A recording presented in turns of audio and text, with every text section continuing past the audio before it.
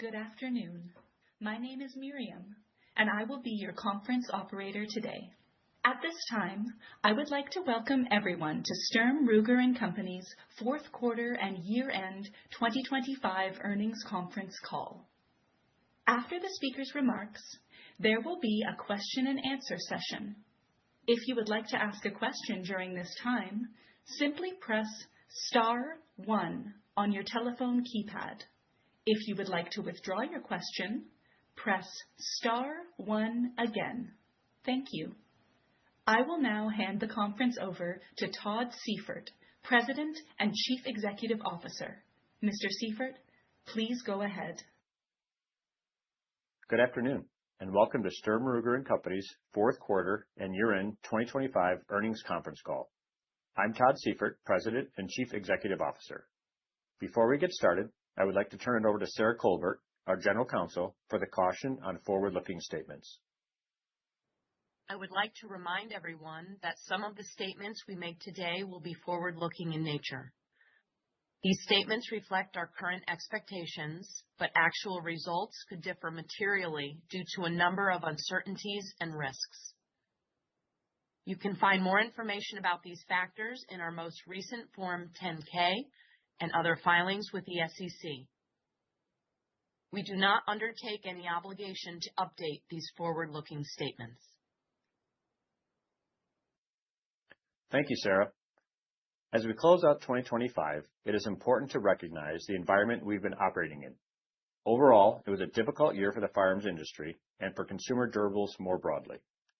Inflationary pressures, discretionary spending constraints, and a normalization of demand following several historically elevated years have all created headwinds throughout the market. At the same time, 2025 was a year of significant change at Ruger. Exactly 1 year ago, I started as CEO. Since then, I've been working with the leadership team to prepare the company for the future. These efforts included a top-to-bottom review of the business, strengthening of our product pipeline, capacity expansion in Hebron, Kentucky, increased CapEx commitments, and inventory rationalization and product repositioning. I'm proud of how our team has finished the year. Industry-wide data confirms that 2025 was a challenging year for our sector. Yet the estimated sell-through of our products through distribution increased 4.5% from 2024, despite a 4.1% decrease in adjusted NICS during the same period. Against that backdrop, we also delivered top-line growth versus 2024, introduced meaningful innovation, and closed the year with strong underlying demand.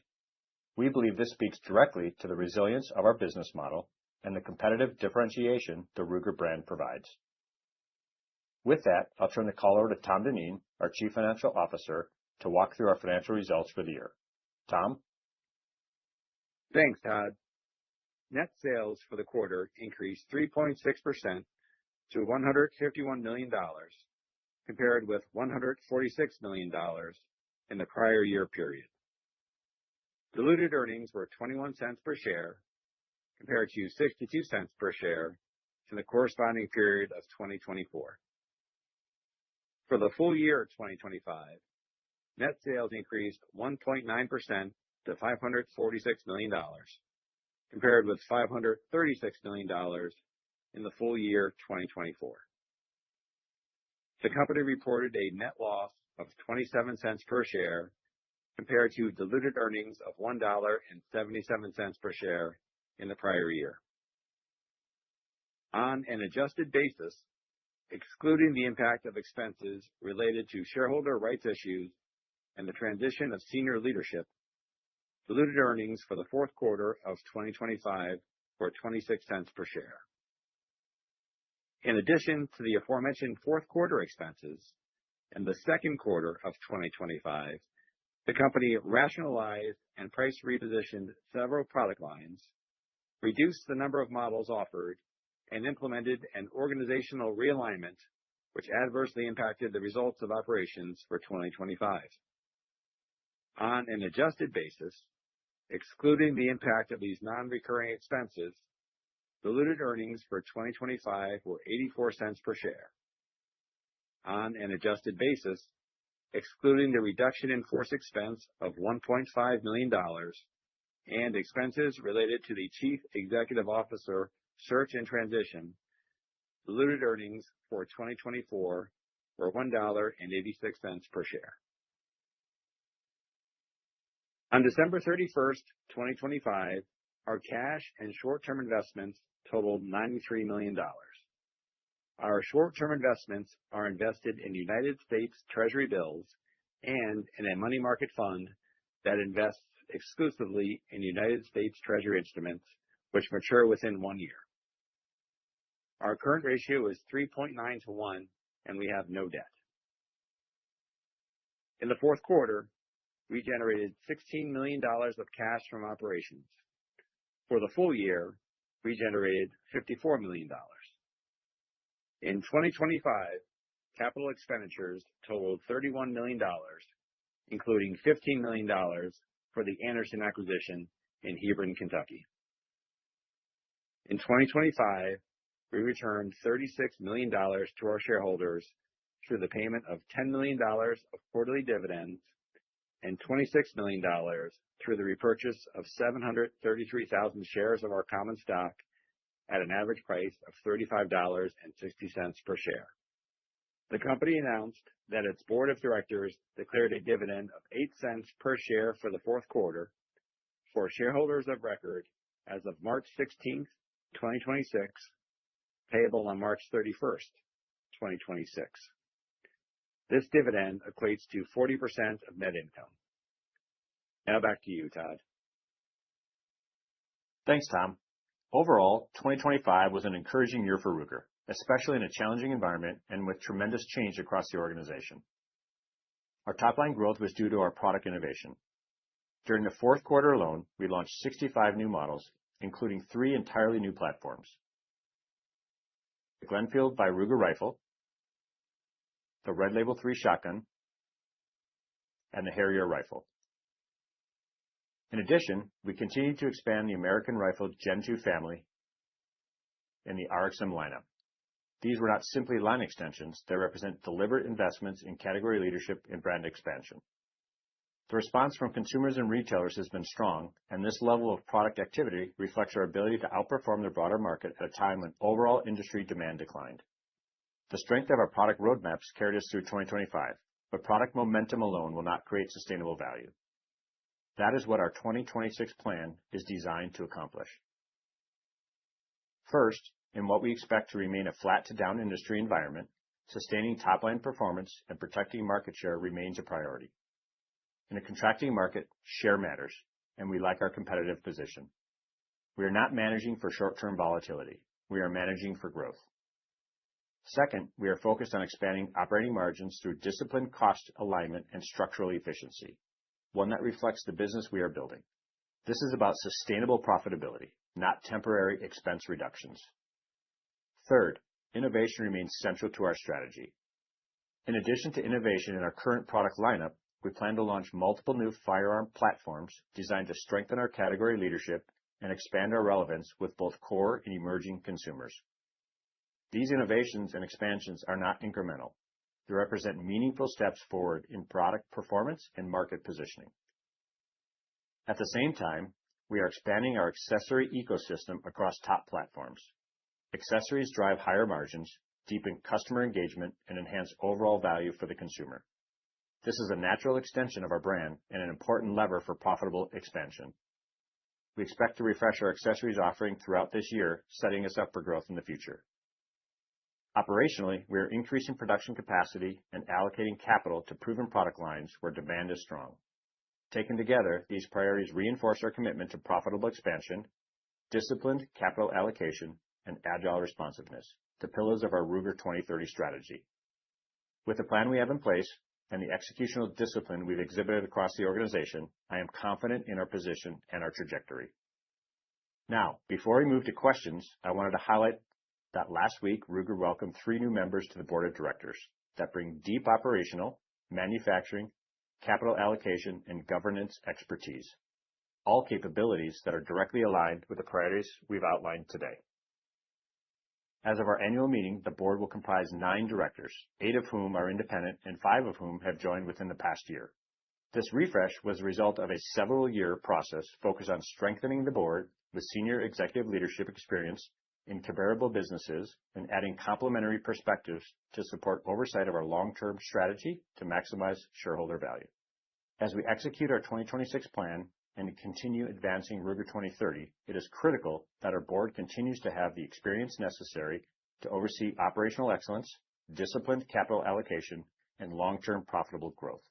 Throughout this process, the board engaged directly with a broad cross-section of shareholders, including our largest shareholders.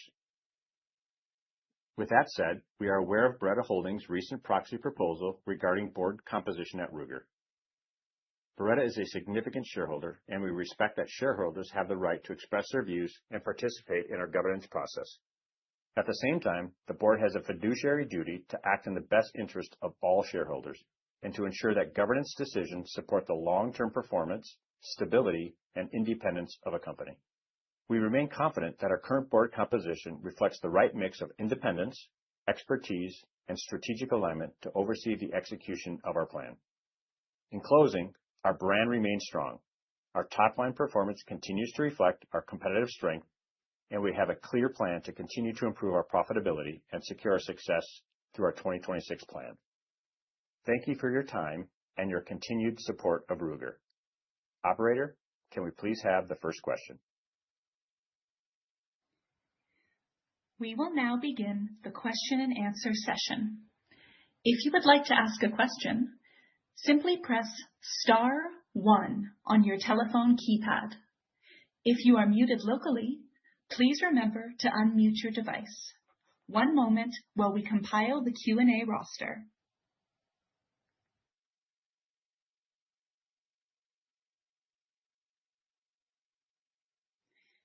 Your first question comes from Mark Smith of Lake Street. Your line is open.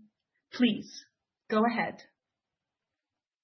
Hi, guys. I wanted to ask a little bit at first here just about kind of your success on sell-through versus mix checks during the year.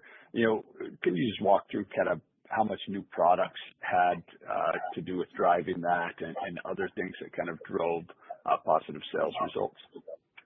Hey, Mark. Yes, absolutely. Listen, I think our Q4, as we track new products as a percent of our sales, which we define as introduced the last 2 years, we came in at 35%.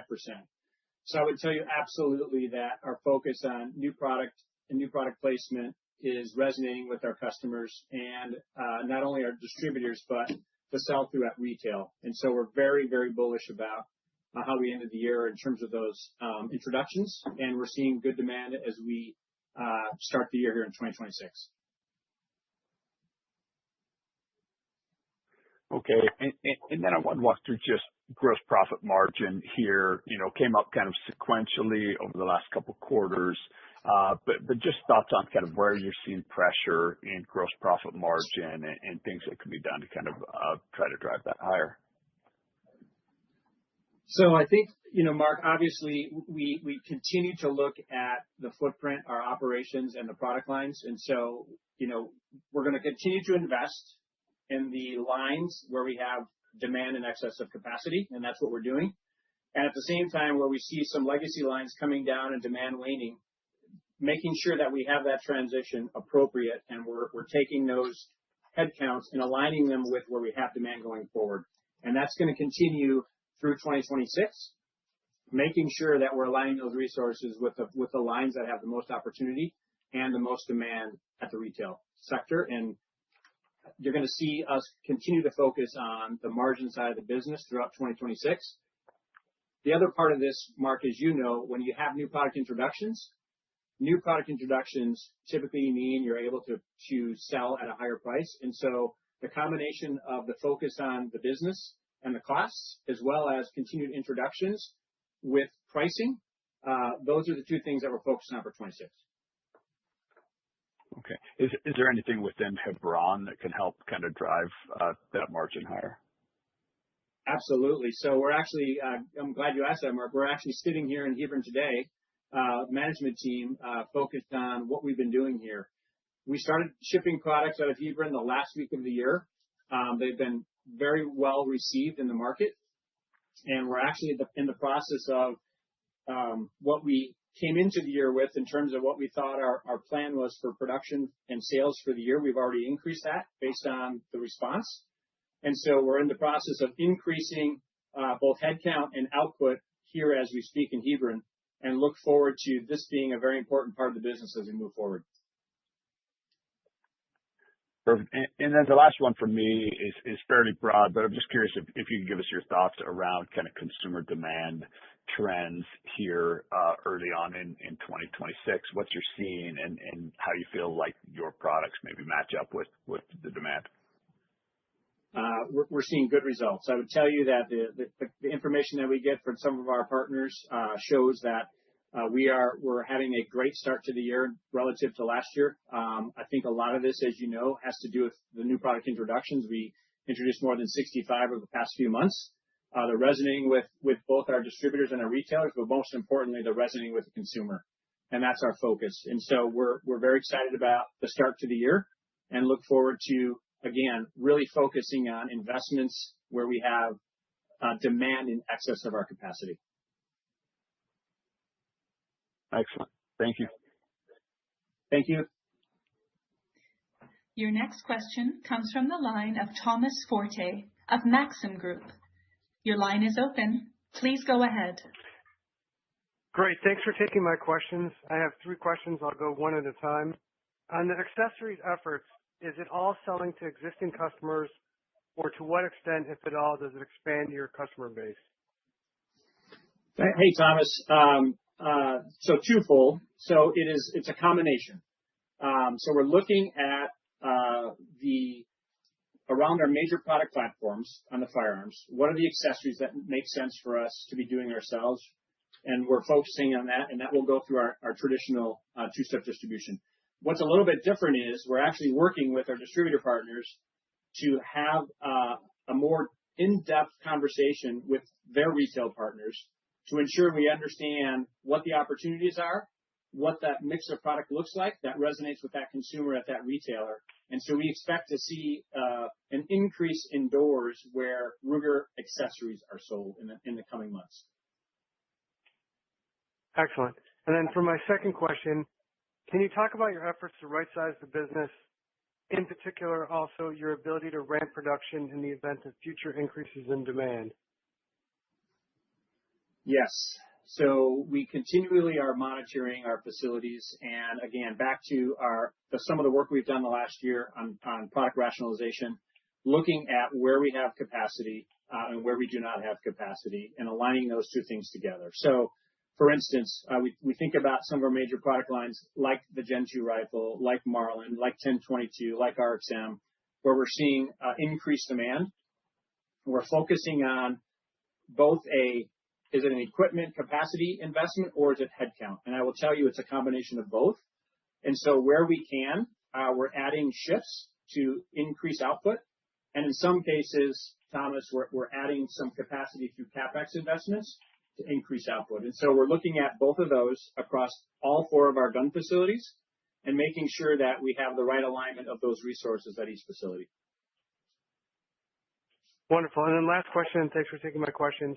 Can you provide your current thoughts on capital allocation, including investing in the business, paying dividends, buying back shares, and strategic M&A?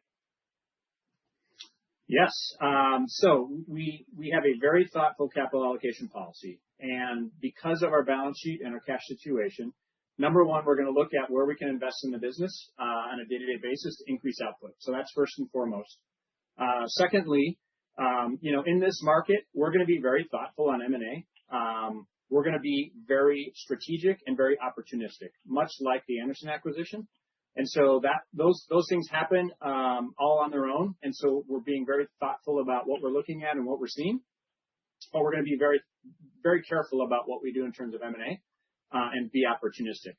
In terms of share buyback, that comes down to a conversation of what's the best use of cash. And I will tell you right now, given our product roadmap, Thomas, I would say the best use of cash is to continue to invest in our new products because they're resonating with the consumer. Great. Thanks for taking my questions. Thank you. Your final question comes from the line of Rommel Dionisio of Aegis Capital. Your line is open. Please go ahead. Thanks very much. Todd, in response to another question, you talked about new product launches having a higher margin. And yeah, I definitely understand over the long term that would very much be true. Just looking at your new product launches, though, we see this 1022, this new line 1022 rifles, and obviously exciting new line. But I would imagine that would be a somewhat lower margin given the value price. But how should we think about product mix going into 2026 as perhaps being a negative? Or I realize the products, like the American Gen 2 Scout and so forth at a higher price point. But yeah, how should we think about product mix perhaps being a negative or a positive in 2026? Thank you. Sure. Thanks, Rommel. I think really think about it two different ways. When we have a new line and we introduce that line, like the 1022 revamp that we did, what you'll see initially is as we get those products into production and we get to full rate, we tend to have lower margins to start, and we increase those margins over time. And that's happened for years here at Ruger. So we have some of that in the refresh of 1022, but more importantly, things like Gen 2 and Marlin, where we did take price this year, we continue to see strong demand, as well as we were able to take some pricing actions on those major lines in 2026. So it'll be a combination. There's some short-term ramp-up costs, but more importantly, the longer term on our lines with the most demand, we were able to see some nice pricing that was passed through this year. Okay. And while we have you, Todd, can you share some anecdotal feedback from SHOT Show and the early part of the year with regards to the new products? Thanks. Yeah, absolutely. So SHOT Show was fantastic. We were able to have the products there, not only show them, but shipping them. And so what we try to do, as you know, Rommel, is to make sure that when we launch a product, we actually have inventory not only at Ruger, but at our distributors so that we can immediately get into the retail channel. So the feedback was very good. Most of what we heard is, in terms of the amount of new products that we had, Ruger, most of our customers felt we had the broadest selection of new products and the most depth of new products. And then, even into last week, Rommel, I was over in Europe at the Enforce Tac Show, which is the law enforcement military show, as well as the EWA show, which is the international version of SHOT Show. And I think the consistent message was we continue to innovate, which then brings share gain, if you will, in those major product categories. And our customers overseas, again, just want us to ensure that they can get more product allocated to them because they're seeing the sell-through internationally as well. So not just both hear what we do in the U.S., but the feedback is very strong across the globe with our international distributors. So we're very happy about where we sit coming into the year and with what we have already introduced and what's coming. Great. That's very helpful. Thank you very much. Thanks, Rommel. There are no further questions at this time. Mr. Seifert, I turn the call back over to you. Well, thank you all again for joining us today and for your continued support and confidence in Sturm, Ruger and Company. We look forward to talking to all of you again next quarter. This concludes today's call. You may now disconnect.